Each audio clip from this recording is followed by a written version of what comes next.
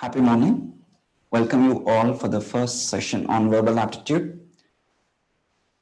This is a session which gives you understanding to approach verbal aptitude questions.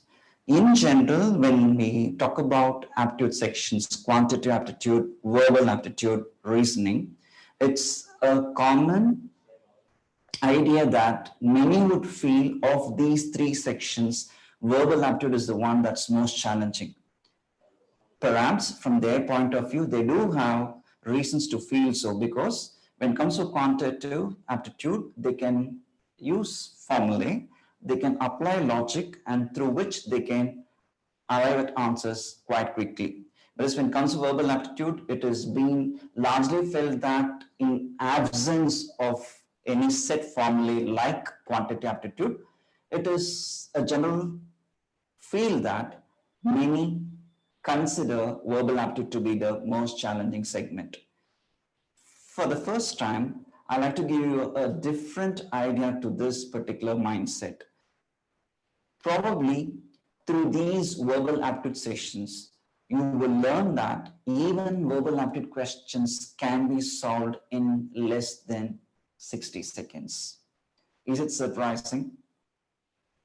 Perhaps it might be at the beginning, whereas at the end of the session, you too would admit that questions on verbal aptitude can be solved in less than 60 seconds. Moving on, when it comes to verbal aptitude, questions under this section is largely an assessment on proficiency in English. So it has to do with your command over English language. And the moment if I talk about improving your command over English language or proficiency in English, then perhaps it would turn up as a regular spoken English session, which I don't want to do it right now. What I'm going to say is, when we know that this aptitude segment, this verbal aptitude section tests your proficiency in English, usually a panic strikes your mind that you would start doubting your own capability in proficiency, you would start doubting your command in English, and that inhibits your performance to a large extent. On the other way, we would look at it this way. If we say that the verbal aptitude questions are generally an assessment on proficiency in English, what you have to keep in your mind is there is nothing new to learn further. You have been learning English, you have been exposed to English language for quite a long time. So all you need to remember is to apply common logic while you are on verbal aptitude questions. How to do so? I'll introduce you to logical approach of verbal aptitude.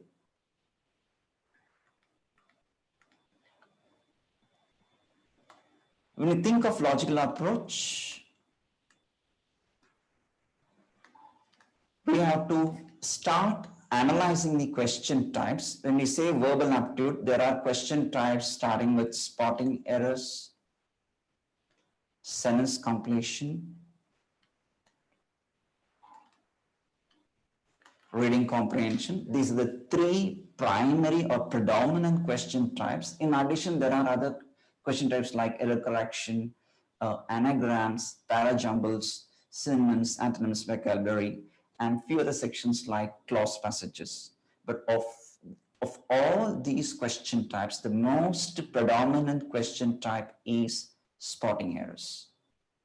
Definitely, for any competitive examination or for any company-specific module, if you think that if you've been told that you have questions from verbal aptitude section, you can be rest assured you will be tested on spotting errors.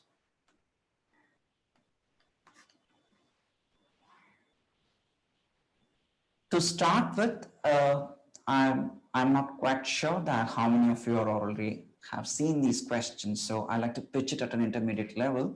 Let me start with the format of the question first, and then I like to take you through the logic. Usually under spotting errors, You'll be given a question like this. You'll be given a sentence. Remember, all spotting error questions are a sentence fragmented into 3 or 4 segments. A given sentence fragmented into 4 sections, A, B, C, D, and there are formats which would say that which would come with no error option, which is an indication that the given question may or may not be error free.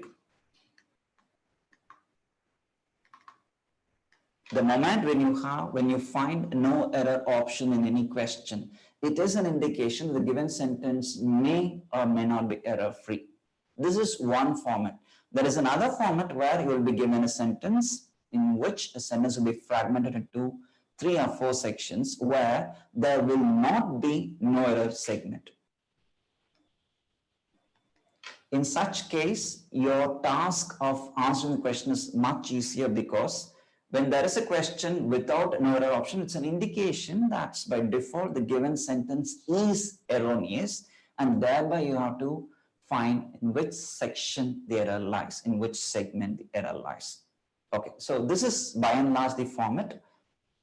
If you want to look at the format a bit more, sometimes instead of fragmenting the entire sentence into 4, they may underline a few words or few phrases in a sentence, and they would ask you to identify the error.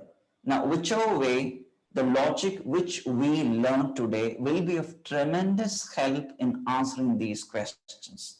So, coming back, we are on spotting errors.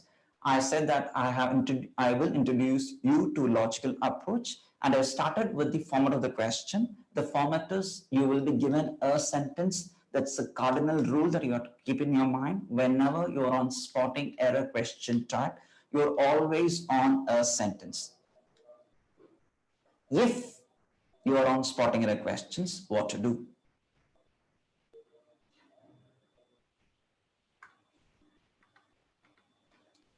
Spotting errors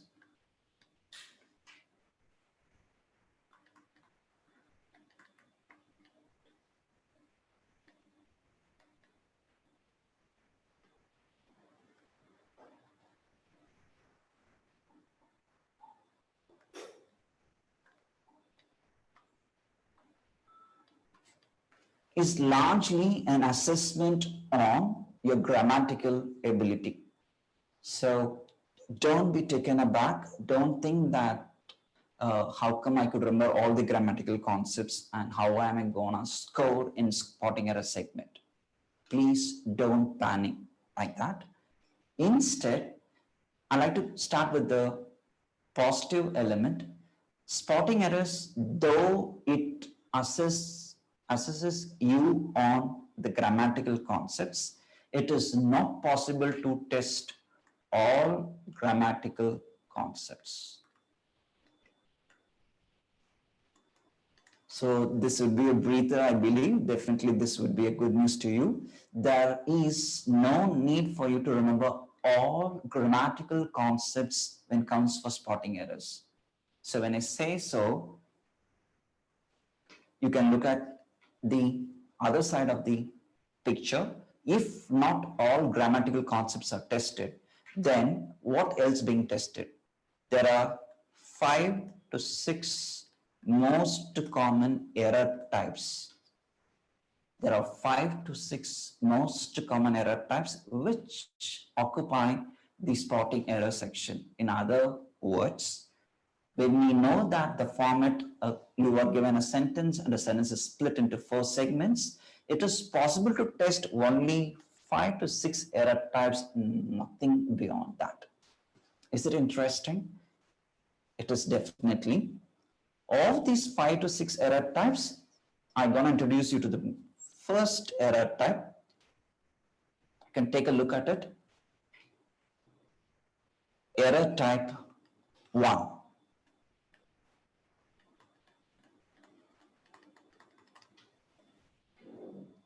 Prior to this, let's have a look at the given question.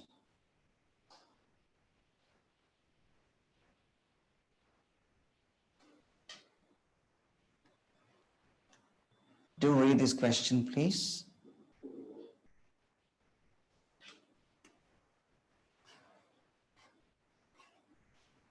This summer, the Consumer Protection Agency are advising consumers to read instructions carefully before using any outdoor cooking equipment. So you are on a sentence. To make this exercise simpler, let me give you steps to solve spotting error questions.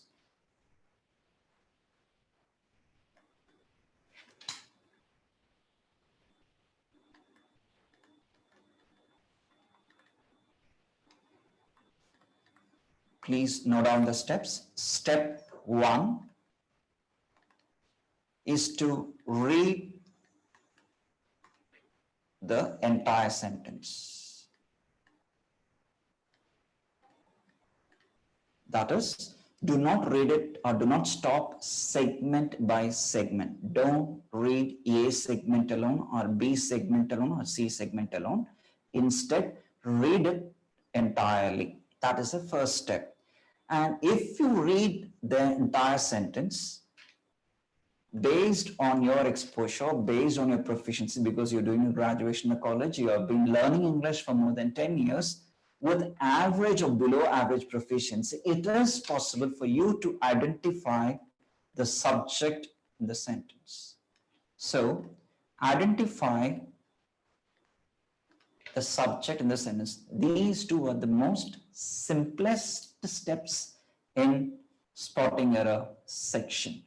You are on a question. First, read the sentence entirely. Second, identify the subject in the sentence. Let's do it for this question. This summer, the Consumer Protection Agency are advising consumers to read instructions carefully before using any outdoor cooking equipment. In this sentence, the subject, which word is the subject? It wouldn't take much time, within split seconds you would say. The subject is Consumer Protection Agency. This is the subject. Okay. Once you identify the subject, immediately check whether the subject is singular or plural. Here, the subject is singular. Agency is singular, agency is plural. Look at the next word. This is are. So by now, you could have understood for this sentence, the error lies in A segment. Question number 1, answer is option A, because we do know that the given sentence is singular in number, therefore the verb form is wrong. Let me take you step by step. As far as spotting error question type is concerned, and as far as the exam requirement is concerned, it's more than sufficient for you to spot where the error lies. In the given sentence of the 4 or 5 segments, you need to spot where the error is, and there is no need to make any correction. But in a training setup, it's always advisable for you to spot the error as well as to correct it. If we say that the error lies in segment A, and if we do spot the error is in the verb form, then you should suggest the right form. So here, the right form is. I like to repeat this idea once again. If you're in a test setup, it's sufficient for you to spot where the error is. In a training setup, you will learn to spot as well as to make the correction, so that while you're on a question, you will be very much confident in attacking this question type. Now coming to the error type 1, that's where I take you to the question. We have done the first question by now. I have introduced you to 2 simple steps. Step 1 is to read the sentence entirely, and step 2 is to identify the subject. Error type 1,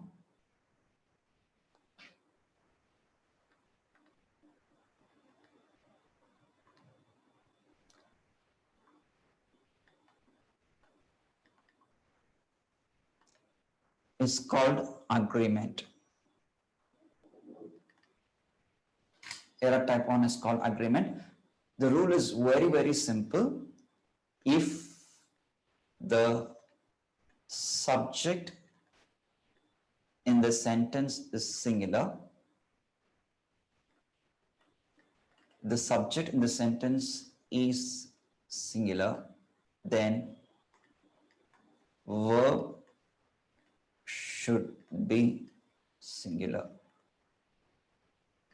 This is a cardinal principle, though we have been using it for a very long time. This is one of the most frequent error type that's often tested in spotting error segment. It's called agreement, where the first rule is if the given sentence carries subject which is singular in number, the verb should be singular. That is, if the subject is singular, verb should be singular. The subject is plural, then the verb should be plural.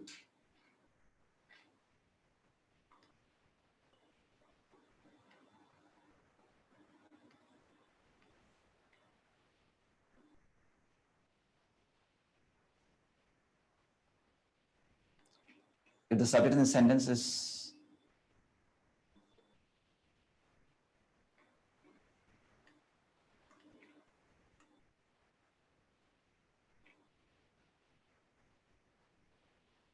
plural, then the verb should be plural, which means the verb in the sentence, the subject in the sentence must agree. That is the idea. Okay, so it's quite simple. You have to read a sentence, identify the subject, quickly look at the number. If the subject in the sentence is singular, the verb must be singular. The subject in the sentence is plural, the verb must be plural. Hope you do understand. I'm not going very fast. Let's try. Let's come back to the same question once again.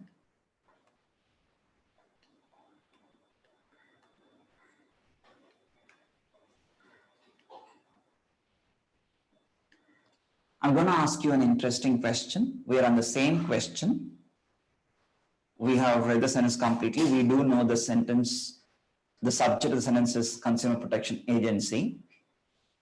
If you remember the logic agreement, where if the subject is singular, verb should be singular. If the subject is plural, the verb should be plural. You can make yet another correction. For the same sentence, I have made one correction previously, which you did notice.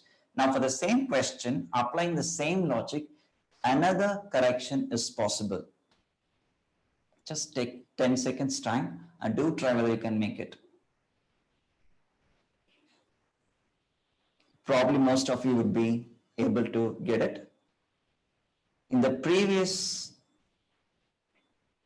discussion, we retain the subject and change the verb.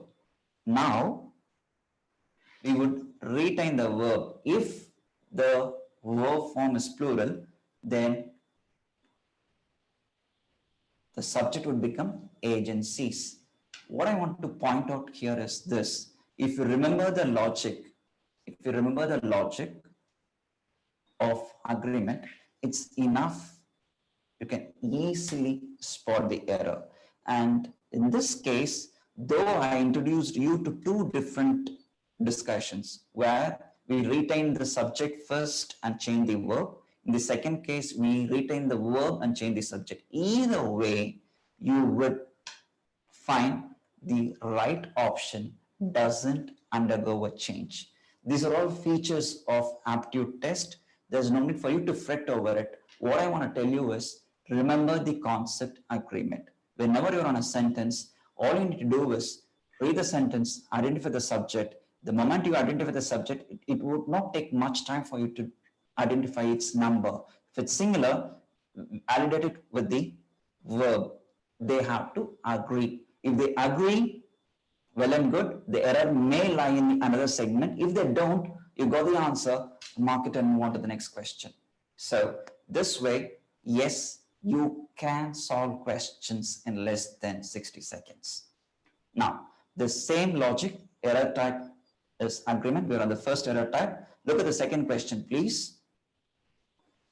Nobody offered to give up their seat to the old lady holding luggage in her arms. Remember the steps and take 30 seconds time for you to identify the subject of the sentence. I'm not asking you to get the answer. First, do try to identify the subject, the sentence here.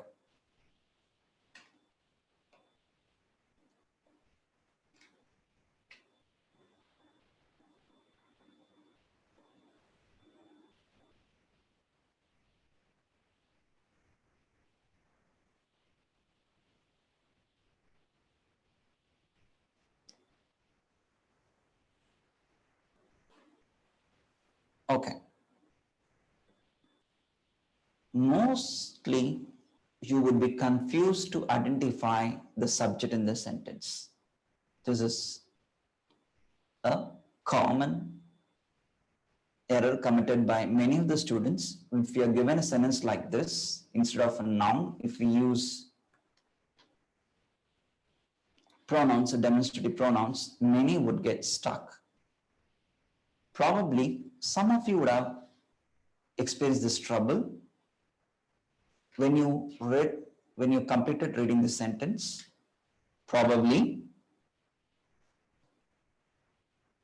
many would have thought either old lady to be the subject. I will give you the answer a little later. First, let me clear your confusions. If any of you have decided that old lady is the subject of the sentence, you are making a terrible mistake in your basics, because during your school days itself, you would have done an exercise called SVO, SVIODO, SVOA. And the moment I say this, you would understand, you would have done an exercise on sentence patterns. It's always SV pattern. Whenever you're on an ordinary sentence, we call it declarative. Subject comes first, verb next. Or we would say in technical terms, subject always precedes verb. So if you could remember those basics, the patterns that you have learned in your early days, that would help you to ascertain whether you could identify the subject correctly or not.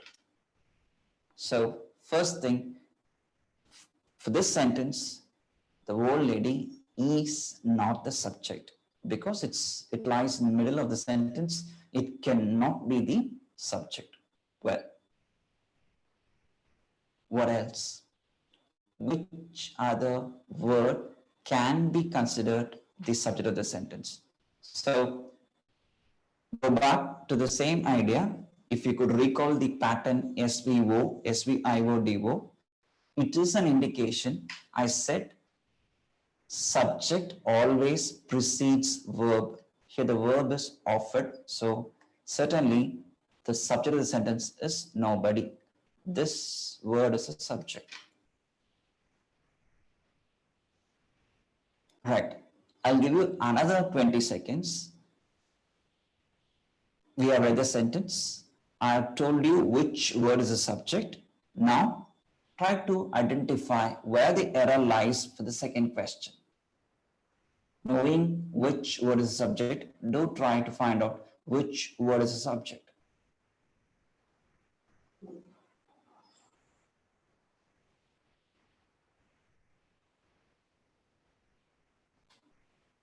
There are chances that many would have picked option B as your answer. If you are done, do you feel happy? Answer is option B for the second question. But if I ask for a discussion, if you want to look for the correction, you would make another mistake. You would say their seats. It is not so. I will explain. Hold on for a while. Coming to spotting errors, largely, if you have such challenging questions, that is where you read a sentence, you do struggle to identify the subject, And in this case, you have identified the subject. Here we do know nobody is a subject, but at another confusion occurs. We do not know whether the subject nobody is singular or plural. There is no clue. In such cases, do try to translate the given sentence in your mother tongue. Sentence தமிழ்ல சொல்லி பார்த்தீங்கனாலே உனக்கு பாதிக்கு பாதி answer வந்துடும். Nobody offered to give up their seat to the old lady holding luggage in her arms. இது நீ சும்மா ரஃபா டிரான்ஸ்லேட் பண்ணி பாரு தமிழ்ல.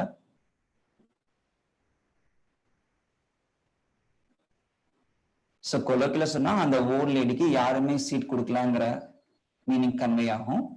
எக்ஸாக்டா சொன்னோம் அப்படின்னா அந்த ஓல்ட் லேடிக்கு ஒருத்தர் கூட சீட் தரலாங்கிறதா மீனிங். கரெக்டா? ஸோ அப்ப நோபடிங்கிறது சிங்குலரா இருக்குமா ப்ளூரலா இருக்குமா? The word nobody is singular in number. If you have a doubt, better I'll give you a tabular column.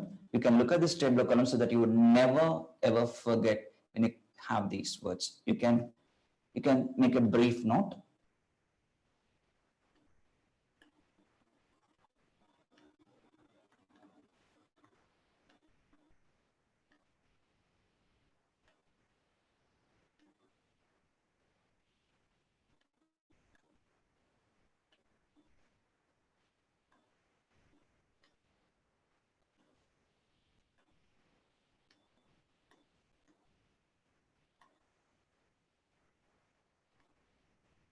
Look here, whenever we use any of these words in a given sentence, everybody, everything, everyone, somebody, something, someone, anybody, anything, anyone, nobody, nothing, either it could be no one or none. If any of these words occur as a subject in the sentence, like the one that we discussed a while back, then always remember all these words are singular in number. Everybody, everything, everyone, somebody, something, someone, anybody, anything, anyone, nobody, nothing, no one or none. Whenever you have any of these words in a sentence, you can easily conclude that the subject is singular in number. You can try it with umpteen examples, but to your level, I don't think I need to give you examples for each word. You try it out, you just try to use any of these words in ordinary utterances in day-to-day conversations. You would remember all these indicates one person. It's always singular in number. Now, the moment you understand the word nobody is singular, then the corresponding pronoun should be singular. It can't be in plural form. It should be in singular. So the correct form is nobody offered to give up. We can say either his seat or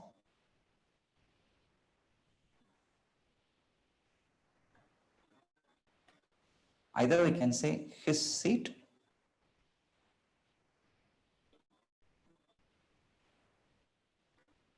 or her seat, because the word nobody is neutral. It could be either male or a female. So the right or the correction for the sentence is his seat or her seat. Now we are on error type 1. It is called agreement. The rule is if the subject is singular, then the verb should be singular, and if the subject is plural, the verb should be plural. Remember the key word agreement, so that whenever you read a sentence, whenever you identify the subject of the sentence, you should ensure that the verb and the subject must agree. If they agree, you have to move on to the other segment. If they don't, you can easily spot that particular segment, mark your answer, and move on to the next question. Right. So hope you could follow the logic of agreement intensely. Now, if you observe the first question and the second question, the first question we discussed subject-verb agreement. In the second case, again same agreement, but here it is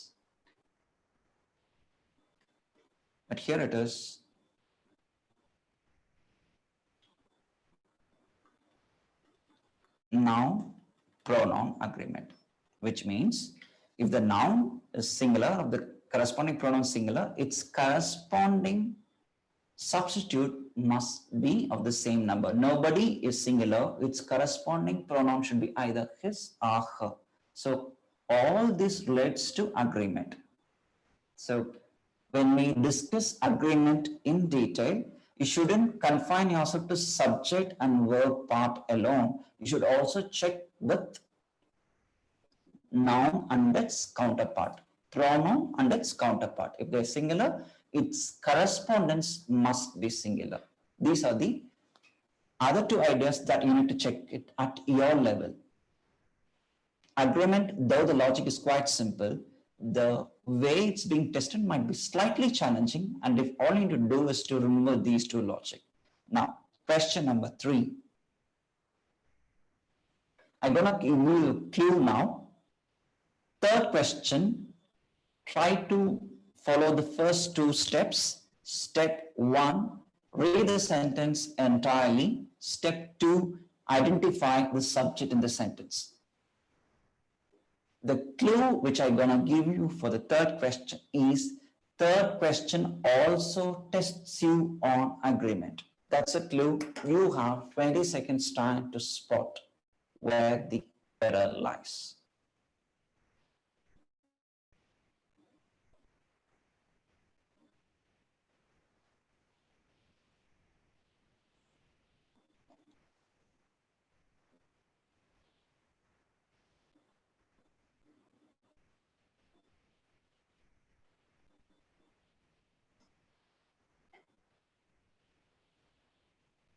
We're able to pick it.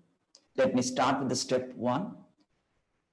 For the third question, with each academic year, the number of applicants are increasing in the professional colleges. For this sentence, can you identify the subject in the sentence? Which word is the subject?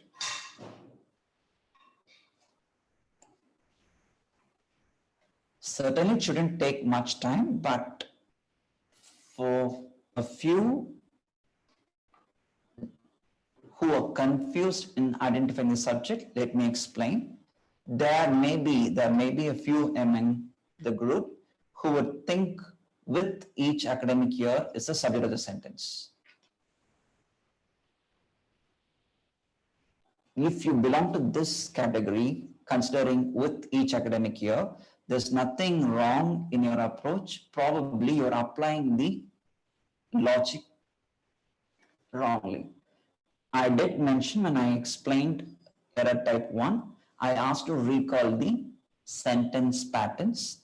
Yes, verb pattern we said. Even for the previous question, I talked about it, and I already given a clue. Subject always precedes the verb. Yes, we. So yes always comes before we. This is what I told you. If you're blindly applying it on this question, then you might have concluded with each academic year as a subject here. But actually, in this case, this phrase is not the subject. The reason is, going back to the same concepts of patterns, subject, verb, object, you would have read adjunct or adverbials of time, adverbials of place, and adverbials of manner. There's no need for us to go for any technical ideas. I don't want to make this session too grammatical. Rather, if you look at this phrase, this indicates a specific period with each academic year, or the moment you read it, you can easily understand that this phrase can be either placed at the beginning of the sentence or at the end of the sentence. You try it? It would make complete sense. With each academic year, the number of applicants are increasing in the professional colleges. It doesn't affect the overall meaning of the sentence. Now try the other way. The number of applicants are increasing in the professional colleges with each academic year. Does it trouble the meaning in any way? Certainly not. So if you could shift a phrase or a word either to the beginning of the sentence or at the end of the sentence, then that particular phrase is an adverbial phrase. In other words, that cannot be considered the subject of the sentence. So this is not the subject, rather the subject is the number of applicants. Here comes another challenge. All we know in agreement is if the subject of the sentence is singular, the verb should be singular. The subject of the sentence is plural, the verb should be plural. This is what we know. But in this case, you have a phrase. The number of applicants is a phrase.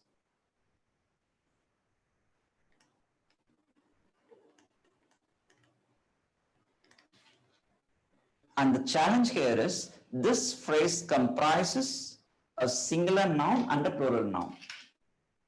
Number is singular, applicants is plural. So what would we do now? All we know is if the subject is singular, verb should be singular, no trouble. If the subject is plural, verb should be plural, no trouble. If there is a combination of both, a singular noun and a plural noun, which noun should be taken into account? That's going to be the question. Well, in such cases, whenever on a lengthy noun phrase, let me explain this case with an example so that you can understand much better. Look at this case, look at this example, please.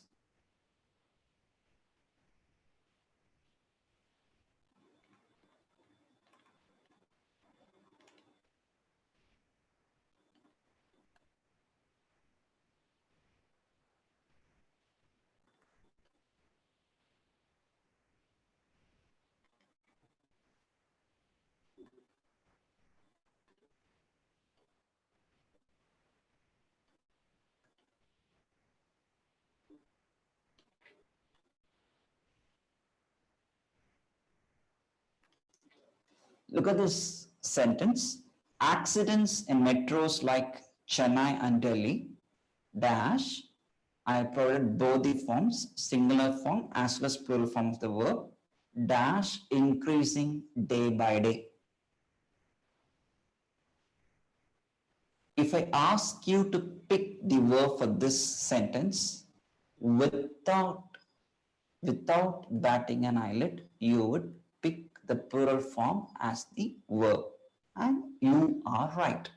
Hold on for a while. I like to make a correction to the given sentence.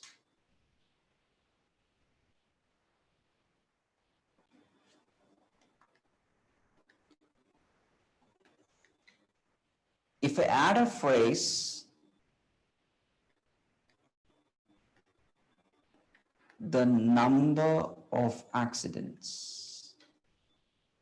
If I add a phrase like this, the number of accidents in metros like Chennai and Delhi, I'm providing you both forms, singular and plural, verb form, dash increasing day by day. Which verb form will you choose now?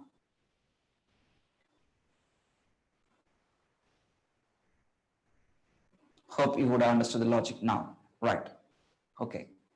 Relax. Let me give you the simplest clue. Whenever on a lengthy noun phrase like this, let's take the first case. This is a lengthy noun phrase. Why do I say lengthy noun phrase? Because it comprises more than one noun. Here, accidents is a noun, it's plural and number.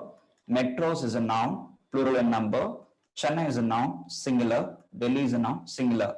This is a lengthy noun phrase. Whereas in this case, you have considered the first noun.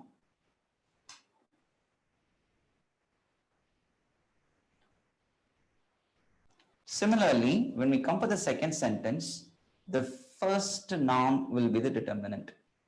Do keep this in your mind. This is the simplest logic that you can always remember. Whenever you have a lengthy noun phrase acting as a subject in a sentence. By noun phrase, I mean when you have a combination of singular and plural noun acting as a subject, then we will consider the first noun. the first noun will be the determinant. Meaning, if the first noun is singular, the verb would be singular.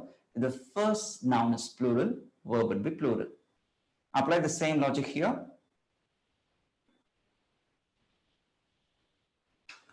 With each academic year, the number of applicants. So here the first noun is number. It is singular.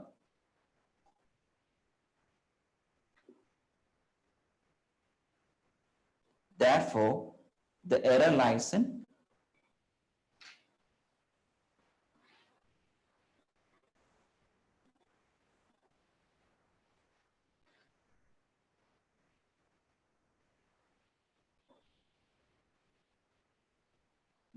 segment C. The correction is, instead of are increasing, it must be is increasing. Third question, answer is option C. Hope you have understood. I introduced you to 3 different logic while you are answering questions on error type 1. I started the session with spotting errors. I did say that spotting error questions can be solved in less than 60 seconds. And if you would have asked yourself the time taken for you to solve the third question, certainly it would have been less than 60 seconds. And the most important reason is this: we're not doing any magic, we're just refreshing the grammatical concepts what we learned in the school. Hope you would really have understood all the concepts. I've just introduced you the agreement rule. The rule is, if the subject in the sentence is singular, the verb should be singular. If the subject in the sentence is plural, verb should be plural. That's how we did the first question. And I did mention about the approach of solving these questions. In a test setup, it's sufficient for you to spot where the error lies for a given question. Whereas in a training setup, you would be taught to spot as well as to make the correction, so that while you're on your own, while you try to solve questions on spotting errors, you would be completely confident in solving the questions correctly. In the second sentence, I introduce you to the another dimension of the agreement part. Usually when we say agreement, mostly people would stop with subject and verb agreement. That's one case, but agreement questions or the concept of agreement can be tested in noun pronoun as well. And that's what the second question has taught you. Understanding the subject to be singular in number, what you have to do is to look for its correspondence. The correspondent must tally with the number of the subject. That is, if the subject is singular, the correspondent should be singular. If the subject is plural, the correspondent must be plural. Then the third case was a challenging part. That is, it brought out a new lesson for us, wherein it said that if the given sentence carries a phrase comprising both singular and plural noun, we will consider the first noun to be the determinant. That is, if the first noun happens to be singular, then the verb will be singular. If the first noun happens to be plural, the verb will be plural. So with this, I've done the agreement part. You can also give it a try. Take a couple of questions. I would say you can download, or you can even practice in our app. Go for spotting errors. Just click the test. If you look at the questions, out of 10 questions, usually the contribution for agreement would be not less than 30%. That is, if you have 10 questions, at least 3 to 4 questions will test you on this error type agreement. And all you need to do is to validate the number of the subject with its verb form. If you have further doubts, you can give us a message. You can reach us through discussion forum in our mobile app, or you can give us, or you can send us a message in live chat. Now, the first error tag is done. Let me take you to the second error tag 2, question tags.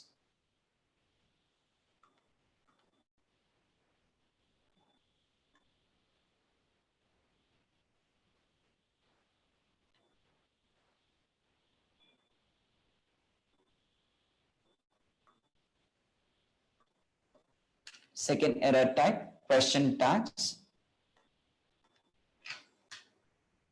Let me give you simple examples, and I take you to logic through these examples instead of teaching you the grammatical concepts.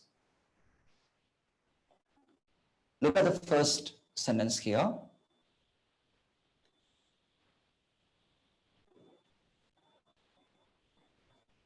He is an architect. What will be the tag?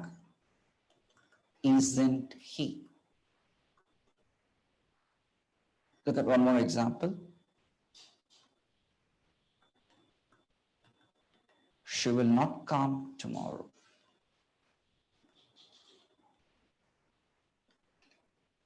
What will be the tag? Will she? So please note the rule for the first rule for question tag. If the sentence is positive, the tag must be negative. If the sentence is negative, the tag must be positive. This is rule number 1. If the given sentence is positive, tag should be negative, and vice versa if the sentence is negative. This is the first rule. Second rule, rule number 2.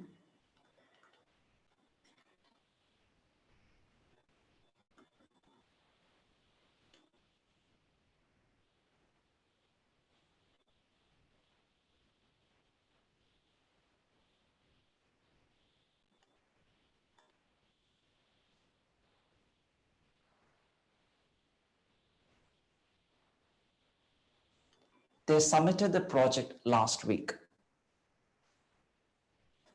Look closely. For this sentence, can you provide the tag?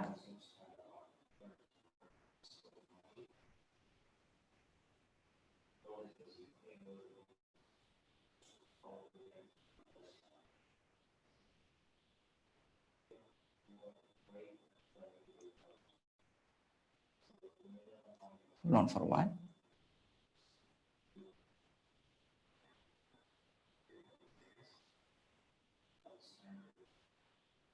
They have submitted the project last week.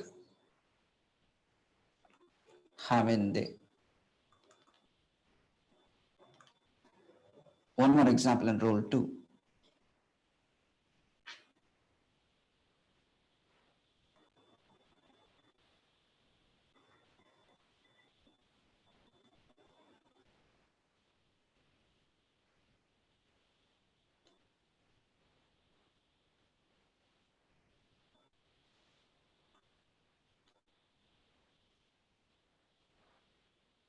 They completed the assignment last night. For the sake of understanding, let me take this example. It might create a confusion. Let's consider this to be the better because it won't create any confusion for you to understand the logic better. They completed the assignment last night. Here the sentence is in simple past tense. The previous case I gave it in present perfect. That would create a mild doubt. So I prefer to explain the second rule of question tags with simple past tense. They completed the assignment last night. The tag is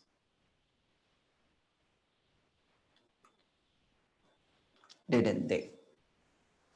If you look through these 3 examples, the first one, he is an architect.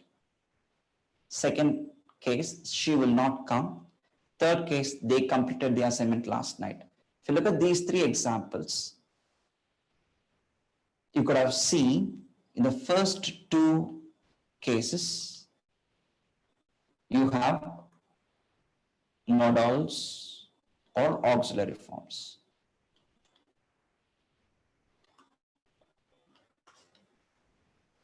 Don't fret, just look at this list.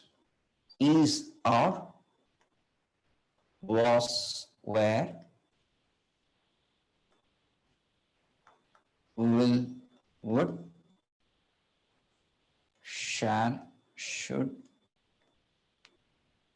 can, could,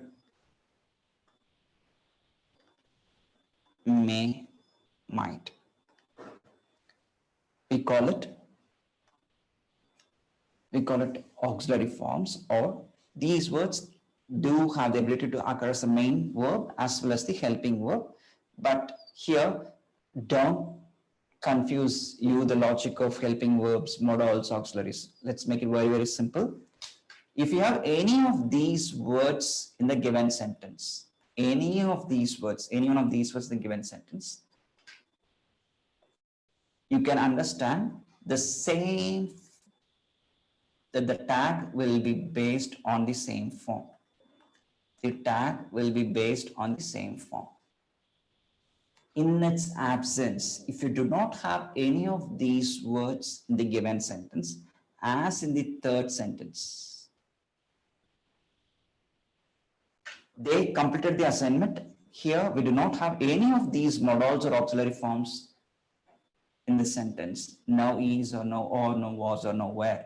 So in such cases, do forms will be used to make tags. That is the second rule. In the absence of auxiliary forms, do forms will be used to make question tags. And why here it is did? Because completed is past tense, therefore it is did. They completed the assignment last night. The sentence is positive, therefore the tag is negative, didn't they. So I introduced you the second rule of the question tags. Now, rule number 3 in question tags.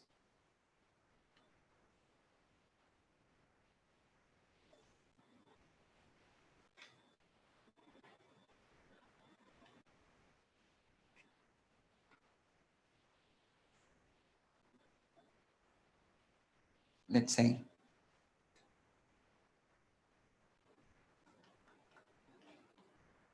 Sita dances excellently.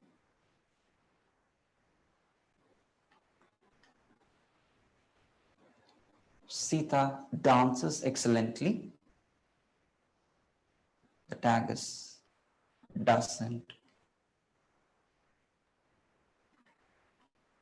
she. You can apply the same rule. Rule number 1 for this case. The sentence is positive, therefore the tag must be negative. Sita dances excellently. Here, there is no auxiliary forms like is, are, was, were, will, would, can, could. Therefore, do form will take it. She dances, therefore, this will become doesn't she. The third rule of question tag is the tag should always take a pronoun. These are 3 simplest rules. I have taken more than 5 minutes from you to explain the entire logic. But while you apply these logic in any question tag question, believe me, it won't take more than 10 seconds. Recall, rule number 1, read the sentence.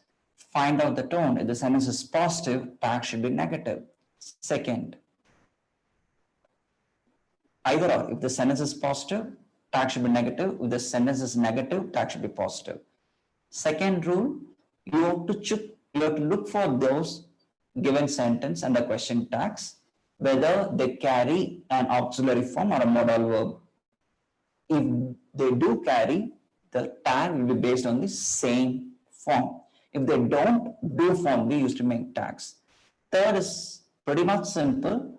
If the given sentence carries a noun, tag must be its corresponding pronoun. That's it. Let's apply it on the third case. Let's apply it on the fourth sentence here. Both the teams were asked to make a separate proposal, isn't it? So we have to look for the tag part. By now you would have got the answer. Yes, you're right. The error lies in D segment. As I told you, this error type will not consume time. Verify it for yourself because you have to cross check whether you have spotted the error correctly, and cross checking can be done the best way by making out the corrections. Here both the teams, so we have the noun part, fine. Where asked to make a proposal, first thing the sentence is positive, therefore the tag must be negative. Okay. Here auxiliary forms present, therefore where will become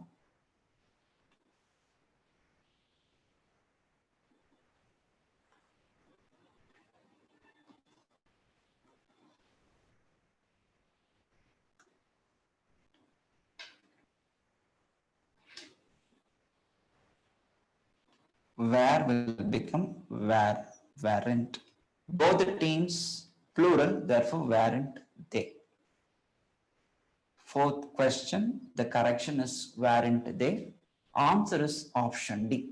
So for you to deal with question tags, I say this is the simplest concept in spotting errors. Question tags, you have to focus on the D segment or the last segment of the given sentence. If it carries a tag, just go through the rules. Find out whether given sentence is positive. If it is positive, tag should be negative. Second, check whether the given sentence carries any auxiliary form. If they do carry, your task becomes simpler. As in this case, here we have the word where asked, so the task is much, much simpler. In its absence, if there isn't an auxiliary form, do form should be used to make tags. Third, we will always use pronoun for tags. So with this, I like to conclude the first part of spotting error session. Before I conclude, I give you a recap. We started with the first question type, or the most predominant question type in verbal aptitude section. The most predominant question type is spotting errors, of which I promised you that not all grammatical concepts are tested. There are hardly 5 to 6 error types. Of those, I introduce you to the two error types. One is the most frequent, the other one is the simplest. The most frequent error type is agreement. We went through a couple of questions, understanding the logic, understanding the other ways of agreement questions, the first three questions, and then I took you to the error type 2. We call it question tags. I introduced you to 3 rules. By now, you would have been very, very clear. If need be, you can also watch the concept video on spotting errors. I would have given the same logic again. Watching it another time or twice or thrice will help you to grasp these concepts more concretely.